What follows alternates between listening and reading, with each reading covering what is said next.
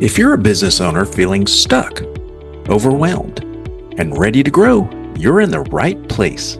Welcome to Small Business Pivots, where founders share insights, stories, and pivots that lead to sustainable growth. I'm your host, Michael D. Morrison, a business coach helping business owners get unstuck and grow.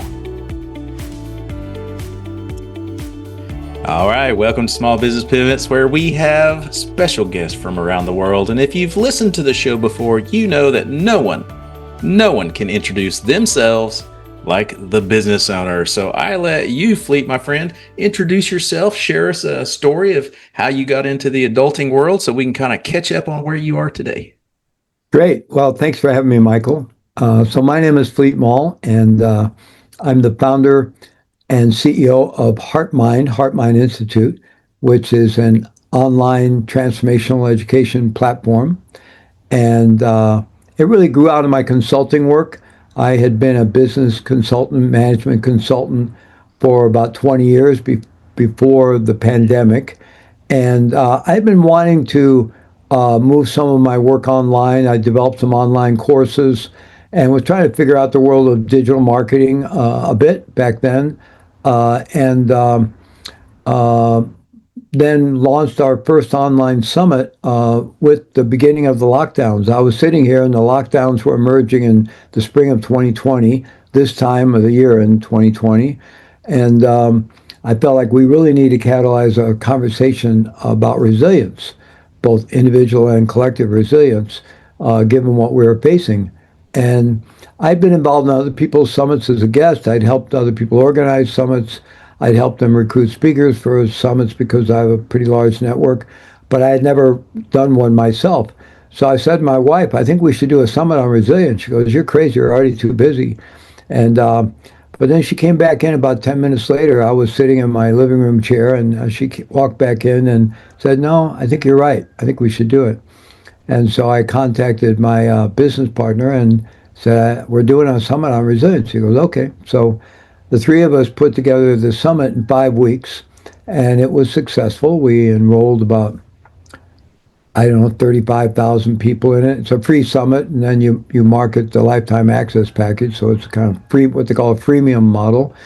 And I had been trying to launch this online business, sort of online courses and so forth, for the previous year, and had, probably lost 20,000, but I just considered it an investment to get things going. Was working with my business partner, a minority partner in the business who was a lot techier than I was, and so we were trying to figure out how to do it together. But then with this summit, we were out of debt and off and running. We went from having an email list of about 4,000, having an email list of, I guess, closer to 40,000. So maybe I think that summit had around 35,000, 36,000 registrants, and we're kind of off and running. So that was in the spring of 2020, and we grew very quickly through the pandemic. It was a very good time for us. People had time on their hands, and online summits were not new, but a little bit new. And the idea that you could see all these incredible thought leaders and in one space, and so we did very well for a number of years. And but AI has changed all that. I think there's been a bit of fatigue in the summit model. It's a little bit of been there, done that. Now there's been so many summits. And then AI has really commodified information and knowledge. So like a lot of people, I'm facing a lot of business challenges right now. We hit the Inc. 5000 list 2 years in a row in 2024 and 2025 as the list of the 5,000 fastest growing companies in the U.S.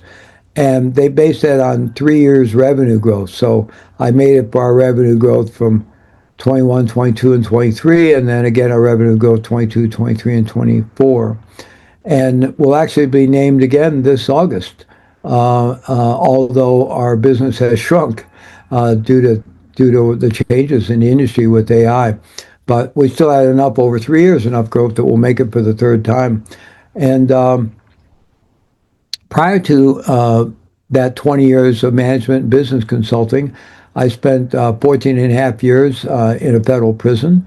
I'm a baby boomer. You can tell by the age, and although I see the hair anymore, but At any rate, I had kind of a mixed life. I was always a seeker, always interested in the mind. I majored in psychology, um, got a master's degree, did a very intensive 3-year clinical training program. But I was also very involved in the counterculture, the whole drug, sex, and rock and roll, and all the rest of it. And before I could untangle all that, I earned my way into a federal prison sentence for drug trafficking, and something I deeply regret the impact my involvement in that had on anybody that impacted, and certainly a lot of regrets over the fact that I went to prison when my son was 9 years old. So I have a lot of regrets about it, and at the same time, I do feel good about what I did while I was there.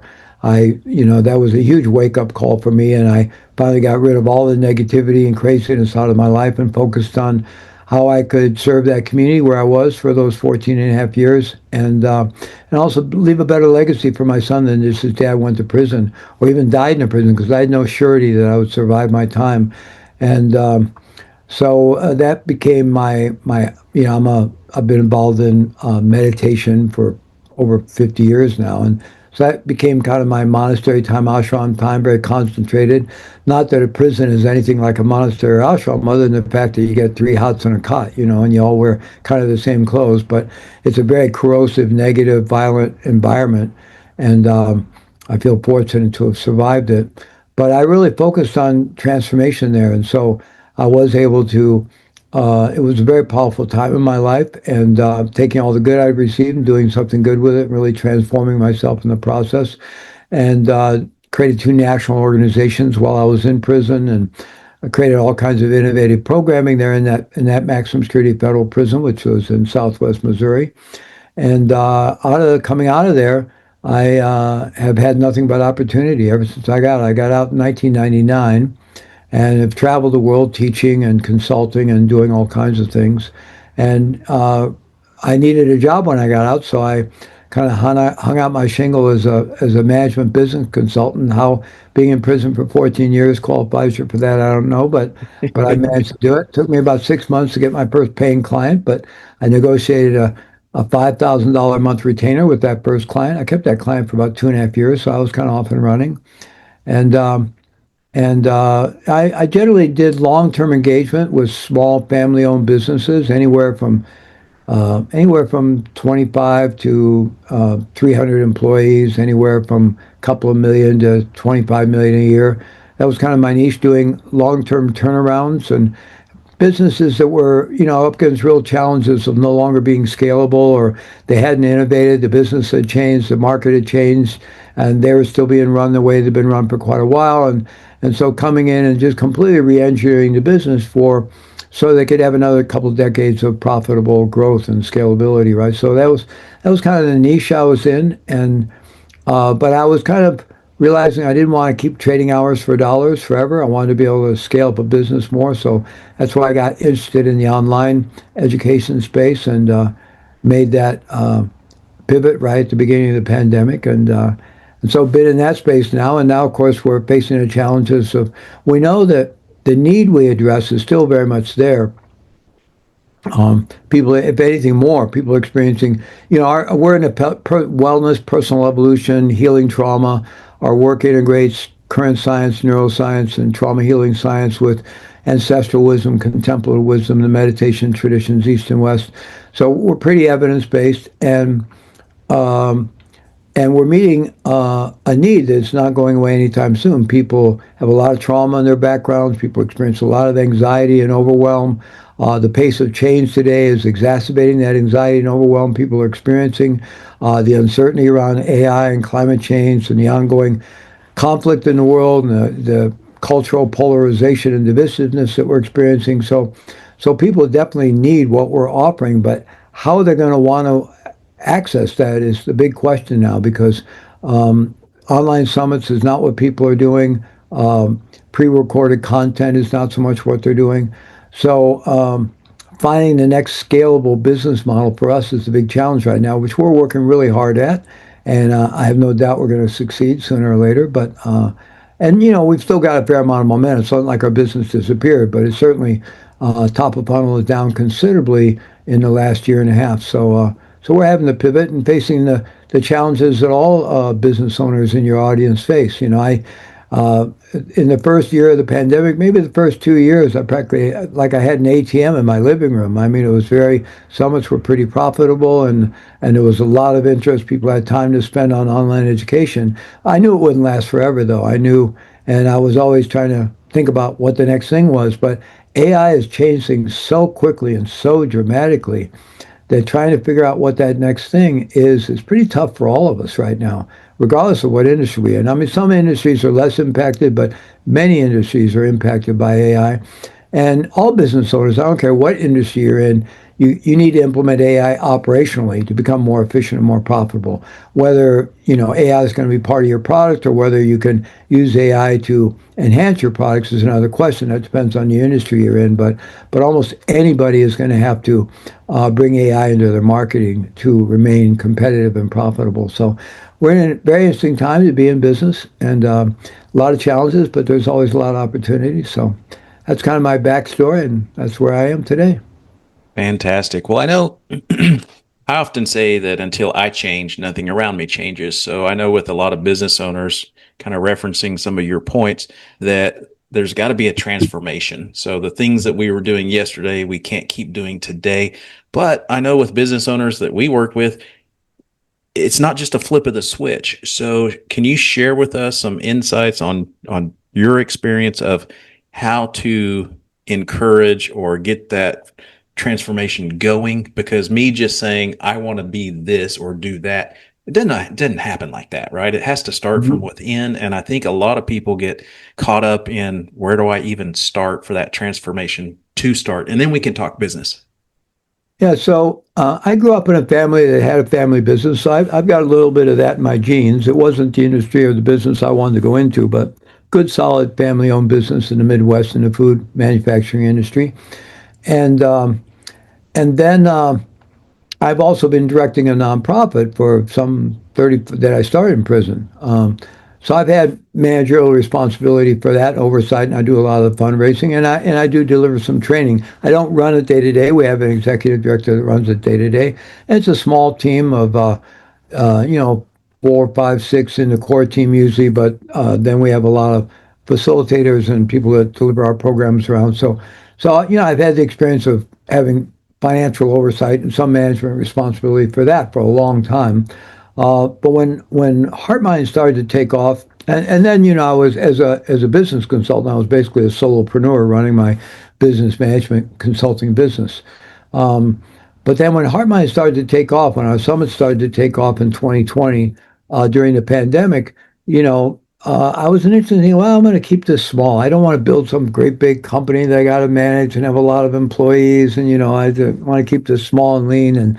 But it really started to take off. So I thought, well, okay, it seems like this thing wants to grow. So maybe I should open my mind a bit and see where this wants to go, right? And then I started really thinking about, okay, if this thing is going to grow, how do I develop the mindset of a true CEO rather than the mindset of an operator, right? Because at this point in my life, I don't want to be shackled to something that's just going to, keep me in overwhelm all the time. So I was really working in that direction to build a good team and build myself out of operations as steadily and as quickly as I could. And I was on that path very much, and I think that's a critical path for business owners. And there's so many different things you have to get over to be able to do that. You have to learn systems. You have to systematize everything in your business. You need SOP and playbook everything. But you also have to be willing to turn things over to people. And so many of us suffer from the idea nobody will do it as well as I do. It's easier to just get in and do it myself than to teach somebody to do it. And those things will keep us stuck forever. And I think I used to say, even in the nonprofit I was directing, I used to be stuck in this model of being the expert with many helpers. And I think I had some inbuilt fears even in terms of hiring and working with people as smart as I am or smarter than I am. Because then, I'm going to have to share power. They're going to compete with me. I'm going to, so I think I had some inbuilt fears around that of giving up a certain level of control. I knew I had to get over that, so I worked very hard to get over that.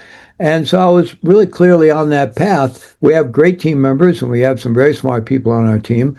And I was, gradually getting more and more out of operations and more into a true CEO role, which could eventually, eventually if the business continued to grow, you hire a CEO and I become a board chair or just an owner or investor and enjoy the freedom that the financial success that business would create.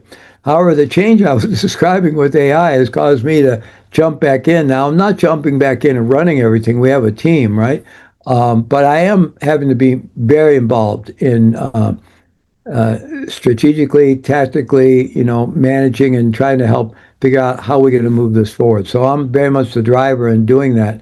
But I think there are so many things. We're in the personal evolution space, and we're both B2C, and we've been venturing into B2B and B2B2C, and we have an entrepreneurship training now, and we have an entrepreneurship summit coming up in July. And so a lot of what we've been teaching for years in the world of wellness and personal evolution and so forth really boils down to being able to regulate our own nervous system. If we can regulate our own nervous system, we can regulate our own emotions, which means we can regulate our decisions, our choices, our behaviors, and we can really be in the driver's seat of our own life. So I think that's one of the key transformational shifts for people that want to become really effective leaders, really effective founder CEOs, is to be able to manage themselves to begin with. And anybody who's successful is able to do it to a degree, but there is such a span of how sophisticated that can become because we all have this nervous system and a core part of it called the autonomic nervous system that has these two branches. One upregulates. We need that for alertness, but then it goes beyond that into stress and overwhelm and panic and acting out, frustration, all kinds of issues. And then we have the other parasympathetic branch, which downregulates the rest and digest relaxation response. They're both going all the time. There's an optimal balance of the two for anything we're doing. But if we don't take ownership for regulating that ourselves, well, guess who's regulating it? Everybody but us, right? We all live at the interface between our childhood conditioning, whatever that was, and for most of us it was a mixed bag, and then the world around us.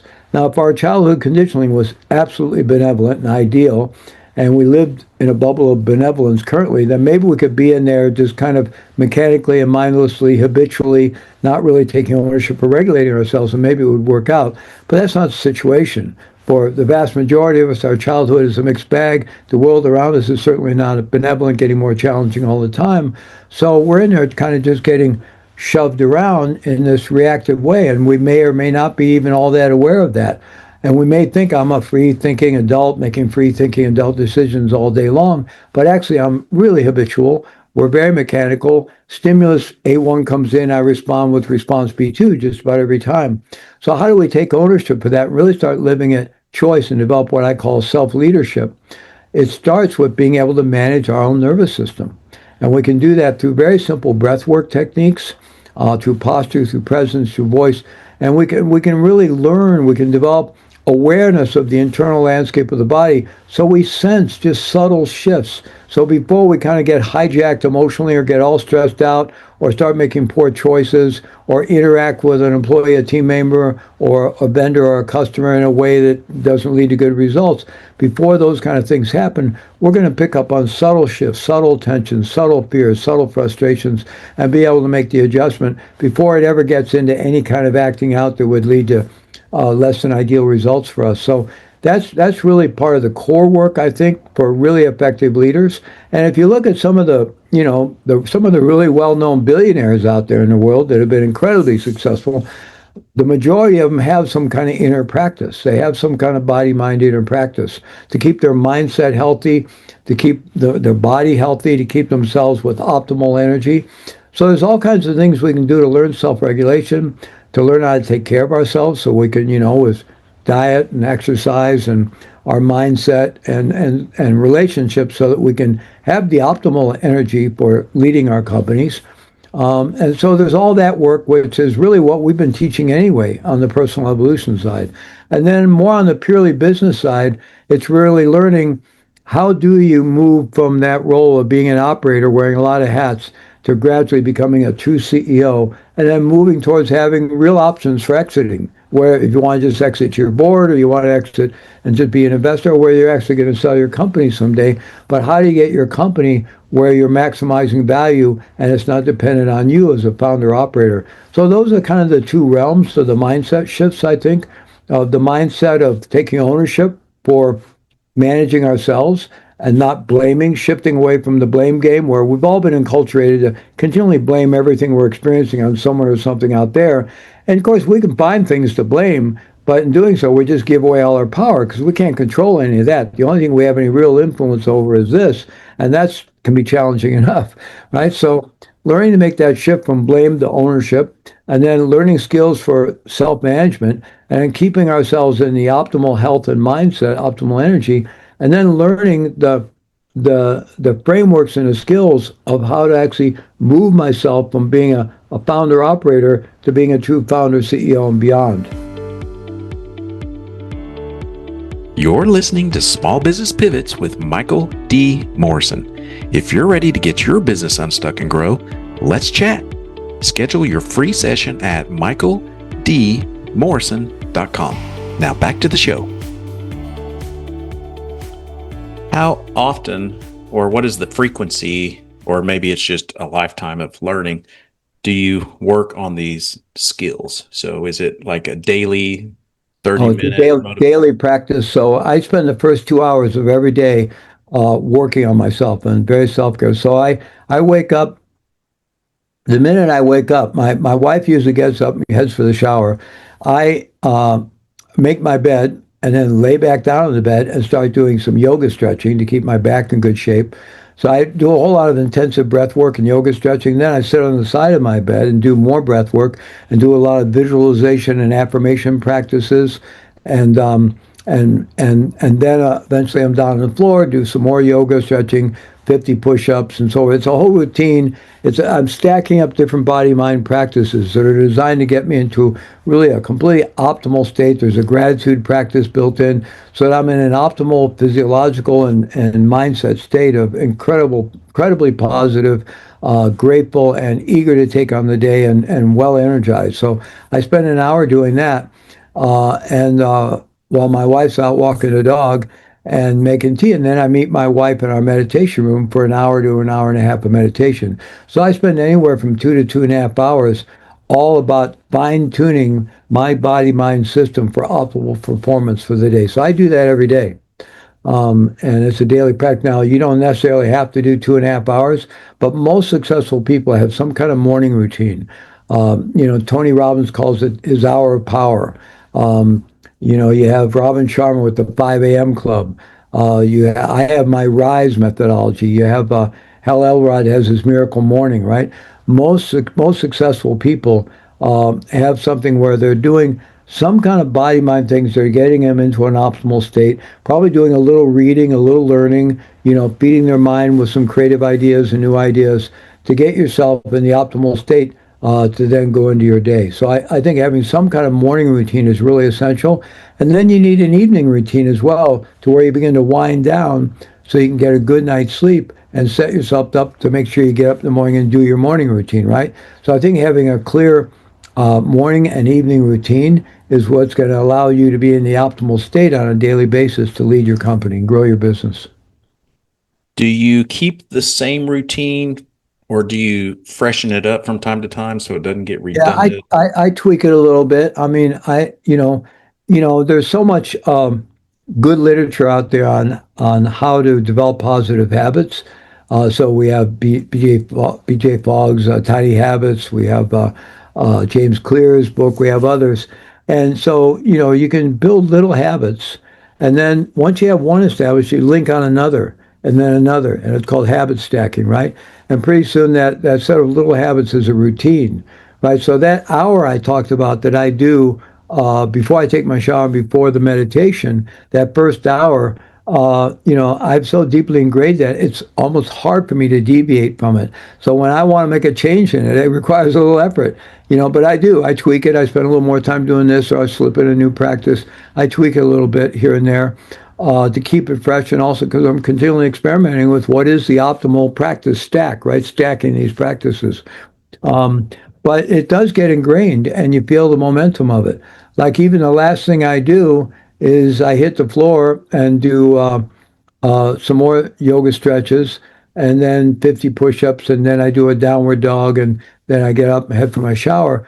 It's hard for me not to do that 50 push-ups, even though part of my body doesn't want to do it, but my mind, it's hard, it's so ingrained for me to go do that, right?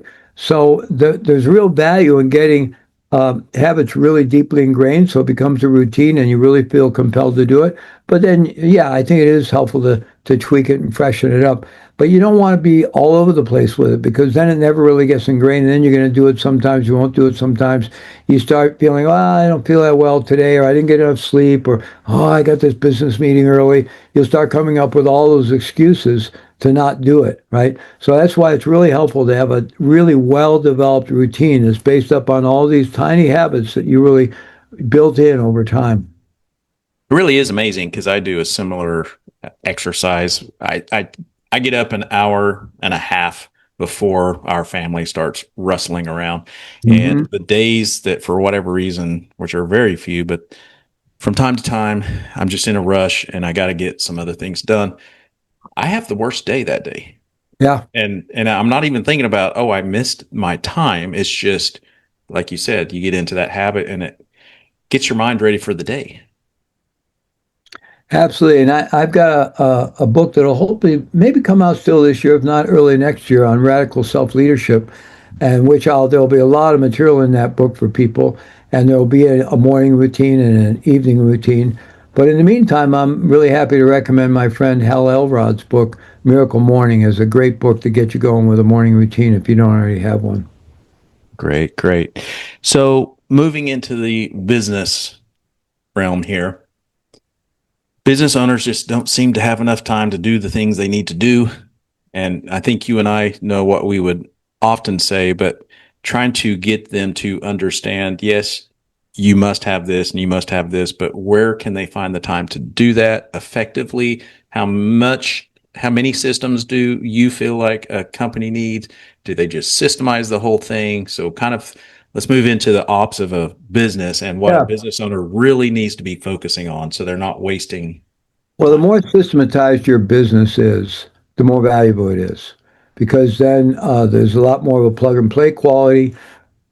You bring a new hire in, you can bring them right into that position. Everything they need to do is all laid out already. And so if somebody is looking to buy your business someday and the whole business is completely systematized, it's all in playbooks and SOPs, and that just increases the value tremendously, but it also makes the business a lot easier to run. So I'm very happy that we focused on that very intensely, and we use those playbooks. Now you have to keep updating them and make them living things, not just something that's on a shelf somewhere, right? But it's really key and really important, and and so that can really make the whole hiring and onboarding process so much easier. And also, when you have systems, that's how you discover inefficiencies. Because when you're continually looking at your systems, and when you have your employees working from playbooks, then they may be working with a playbook somebody else developed, and they say, there's an easier way to do this. Or I can cut a couple steps here, right? And so, if you don't have anything documented, you don't have it systemized, then you're just reinventing the wheel all the time. You don't really know where the inefficiencies are, right? So you really need to systematize in that way. Also, today in the age of AI, when you get things really completely documented, really clearly with SOPs or playbooks, now you can say, okay, what can we have AI do, right? Because here's this whole set of tasks. We can probably train a GPT or a bot or something like that to do this, right? So that makes that transition into AIifying some of your operations much easier the more systematized it is. In terms of not having enough time in a day, that really is about that move from being an operator wearing too many hats into being a true leader, visionary CEO. And there's another great book I'll recommend, Dan Martell's Buy Back Your Time. So, you may think I need to do this or I can't afford to hire somebody to do it, but you have to really, what's your time worth? And there's a way to calculate that. There's really a way to calculate what your time's worth. Well, a business owner, your time is, I'm sure it's beyond $100 an hour somewhere. It's 100, 150, 200, 250. It might be $500 an hour. It might be $1,000 an hour, right? So if there's something you could do, if let's just put it to, and so let's say you're at $200 an hour. Well, if you can take something you're currently doing and get somebody to do it for $40 or $50 an hour, you saved yourself a lot of time and you saved yourself a lot of money, right? So that idea of buying back your time is really critical. And there's so many business owners that do stuff that they don't need to do, that they could hire somebody to do who would do it much more cheaply and maybe at least as well. I mean, Dan Martell talks about, that thing, nobody will do it as well as I do. Well, if you can get people to do it, and we're perfectionists generally as founders, CEOs, right? And we're focused on our core skill set. So if you can get somebody to do what you're really good at least 80% as well, that's golden. But often you can get people to do stuff better than you can do it, right? And even like there's so many things like people we think we should do, like how many business owners out there cut their own grass? Well, my dad cut his grass. My grandfather cut his grass. I mean, a real man or person, whoever, cuts their grass or does this or does that. Well, not really. I mean, if you're cutting your grass, you could be spending time on visioning for your business. I mean, unless you just, it's really your main hobby is sitting on that riding mower. You got a big place or something. But other than that, there's people out there that need work. They that do that for a living, landscapers and lawn people, and they need that work. You can give them that work, and you can take that time and focus it on really high value things that you could be doing to move your business forward. So if you're in that situation where I never have enough time, probably you're not organizing your time well, and you're doing too many things you could hire someone else to do, probably for a much lower rate of compensation. Absolutely. I heard a business coach tell an entrepreneur that continue to work in the business, you are the most expensive employee in this entire building. So, because to your mention and your reference of, most business owners pay themselves well, those that are paying themselves, but they pay themselves well. And it's like, would you hire someone for that dollar amount? No, you can go hire 10 people that equals your salary to do these minimal jobs that you're trying to do yourself. Well, even some really significant jobs as well. It's all a matter of scale and it's all relative. But is that saying, a distinction between working in your business or working on your business, which maybe sound a little cliche, but it's really a critical distinction. Any time we spend working in the business, we're not working on the business. And working on the business is where you stay ahead of the game and you stay up with or ahead of your competition, and you can look at the changes that are coming down the road. And that's more important than it's ever been, right? Because Absolutely. if you're just going along working in your business, hoping the checks will just keep coming in and the customers will keep buying, and you got blinders on, you're headed for failure because everything is changing today.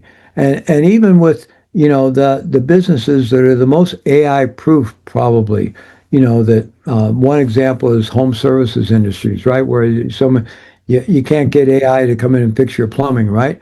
But all your marketing and your billing and all that's got to be done by AI, or you're not going to be competitive and profitable. Yep. Yeah, I've got a business owner right now that they just kind of refuse to go into this automation AI world.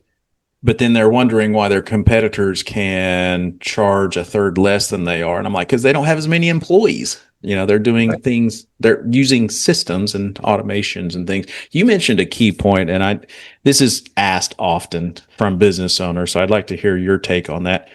What are some examples of working in the business versus working on? Because I hear business owners all the time say, I don't know if there's enough to work on the business. What would I even do? What does that even look like? Can you share some examples? Yeah, well, I spent a couple hours this morning in dialogue. I've set up an AI. I've set up a strategic business coach for myself in AI, and I'm constantly tinkering with that and building more of a knowledge base and comparing different AI models. But basically, I have my own coach set up through AI. So I spent a couple hours working on our business, trying to envision the business model that's going to break through to continue to provide education for people about how to deal with anxiety and overwhelm and how to continue to grow and personal growth, personal evolution, and deal with all the challenges of modern life, right? Those are the needs we address. But the old way it was done is just fading very quickly. The need hasn't gone away. So what is the new way that people are going to that we can deliver that in a cost-effective way, and people are going to want to consume the information, right, or have the experiences, the transformational experiences. So I spent 2 hours just working on that this morning, and I do that on a regular basis. So that was 2 hours I spent working on the business. And if nobody's doing that, I guarantee our business is going to go belly up if somebody's not doing that. I've been doing that very steadily, and we've been making lots of innovations. Some of them are starting to pay off. Some of them we don't know yet. But a lot of the foundational things we've been doing, they have the company become more efficient operationally through AI, and to begin to hyper personalize and curate our vast archive of transformational content to deliver it to people in more bite-sized chunks in a more personalized, more curated fashion. Those things we're building, I think we are starting to see some progress there. But all that's coming out of me working on the business, right? So where do I work in my business still? Well, because the biggest part of our business was online summits, I did do a lot of the interviews, and I still do a lot of the. I couldn't do them all. We have other co-hosts and content experts that do interviews with other content experts and thought leaders. But I get to cherry pick the ones I want to do, and it's been great because I've developed a lot of very high level relationships through that, raised my own brand and my own credibility and so forth. So there's been payoff for that. So, but I don't build the summit. I don't, but all I do, if we're doing, and of course, we're transitioning away from summits into other models, but since summits have been one of our core offerings, initially, like I would generate an idea for a summit. Now our team also generates ideas for summits that go in the hopper. So we land on an idea for a summit. I'll do a little work around the vision, and then I turn it over. And we now have playbooks, and we use AI tools. I used to do all the research to find all the speakers, right? And then I have a team that would reach out to, well, initially I reached out to the speakers, but pretty soon we had a team reaching out to speakers, onboarding speakers, scheduling interviews and all that. So now I would just come up with the idea, and they have tools to go find all the speakers. And then, so I hand off all that. I provide a bit of a vision for the summit, and then everything else gets handed off, except I will do interviews. Now, it makes sense for me to do a certain number of interviews because it raises my brand, and I continue to build strategic relationships with other thought leaders, right? So we also do courses, and we're doing courses with various thought leaders, and we're doing my courses with me as well. So I'll record content for a course, or I'll show up for a live Q&A and things like that. So I'm part of the product, and I still show up in that way. But other than that, I don't build anything. I don't design anything. I don't build graphics or any of that stuff. I don't do the accounting. I do large scale, I do financial oversight. I got my eye on the money all the time. We have scorecards in which we're tracking everything we need to track in a business at the highest level of revenue and profit and lead generation and paid traffic results and things like that. But then we have very detailed scorecards that other people manage about every aspect of the business's performance. So there's all that going on. So I'm just like high level financial oversight, and then vision, inputting vision. This is what we're going to do now, product development. But most of my time is actually spent on thinking where we're going to be a year from now, and what do we need to be doing now so that we can be competitive and successful a year from now and 2 years from now. That's where I spend most of my time. I love it. I love it. So I know you've probably piqued the interest of our listeners. Share a little bit about your website, where we can find you, how people can get in touch with you and learn more. Yeah. So heartmind.co, heartmind.co is HeartMind Institute. And there's a vast amount of resources there if you're interested in taking ownership for regulating your own autonomic nervous system, taking ownership for your own wellness, taking ownership for your own state of mind, your choices, and for your well-being, your happiness, and so forth, to optimize your relationship skills. I mean, we just have the best evidence-based programming in the world that you can access around that. You'll find we have a membership there, a very inexpensive membership, which gives you all access to everything we have, basically. Plus, we have a community manager driving regular activities all the time for people that want to dig in and engage more. And you'll find out about our various live events and so forth, all through heartmind.co. People can also go to fleetmaull.com, which is they can learn more about me there. And if somebody wants to work with me personally as an executive coach or something, they could go through there. And my best known book is this book right here, Radical Responsibility, if you can see that. Yep. So people, if they're interested in that book, which is all about really how to take ownership for your life and the results you're creating for yourself, they can go to radicalresponsibilitybook.com, radicalresponsibilitybook.com, and then they can buy the book through whatever online bookseller they want, take the order number, load it into that website, and they get something like, I think it's $1,200 in free bonuses, right? Oh, wow. So if they want to take advantage of that and get the book, that's radicalresponsibilitybook.com.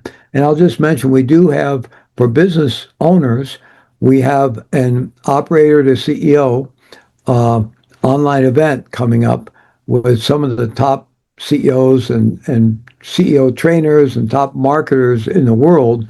We have that event coming up in July. And then following that, we'll be launching a 3-month operator to CEO intensive training, which is if you feel like you're stuck working in your business and you'd really like to make that shift to work on your business, become a true CEO, we'll train you to do it. We'll hold your hand all the way along to help get you there. Fantastic. And you have a website, also, podcast also. Yeah, the Radical Responsibility Podcast, and they can find that on both websites. I think certainly on fleetmaull.com, it's listed there under podcasts, and I think you can access it through our HeartMind website as well. As we wrap up, I always like to ask, what is one thing that you would tell a room full of business owners, different industries, different sizes of business, that might be applicable to all of them?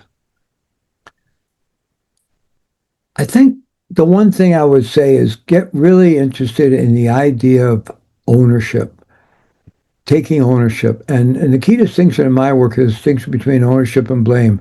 Because a lot of people think if I don't get to blame someone or something out there, I'm going to have to blame myself. And I don't want to blame myself anymore. But radical responsibility and ownership has nothing to do with blame. It's not about blaming others. It's not about blaming ourselves. We might look at what's my contribution to something, but that's just to learn. So if I learned the way I was doing it wasn't working so well, now I can do it differently.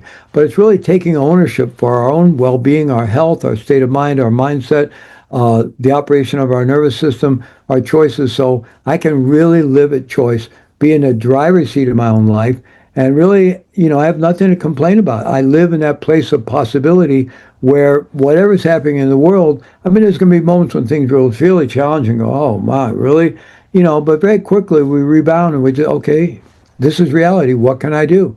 There's a million things we can always do. So living in that place of really radical ownership for your own well-being, the circumstances you find yourself in, and what you're doing with it, and living in that place of possibility. So almost all business owners have that to a degree, but are you really applying that at great depth? And are you applying it to every area of your life? Or do you still spend a lot of time complaining and kvetching and not following through, or maybe taking care of the business but not taking care of yourself? Are you succeeding in business at the expense of your health or your relationships? So this idea of really embracing your entire life through this mindset of radical ownership, and it just streamlines your life so much. And when we really have that perspective, we start letting go of all the things that sort of suck our energy and deplete our energy, and we focus on the things that keep renewing our energy and keep us excited about our lives and about our businesses and moving forward. Thank you, Fleet. You've been a blessing to many and a wealth of information. This is great insights. I appreciate your time and wish you continued success. Thank you very much, Michael. It's been great to meet you and be on with you. Thanks for listening to Small Business Pivots. If you're ready to get unstuck and grow, schedule your free coaching session at michaeldmorrison.com. On social media, you can find and connect with me using the handle Michael D. Morrison, OKC. And if today's episode helped you, subscribe and share it with other business owners. Until next week, keep pivoting.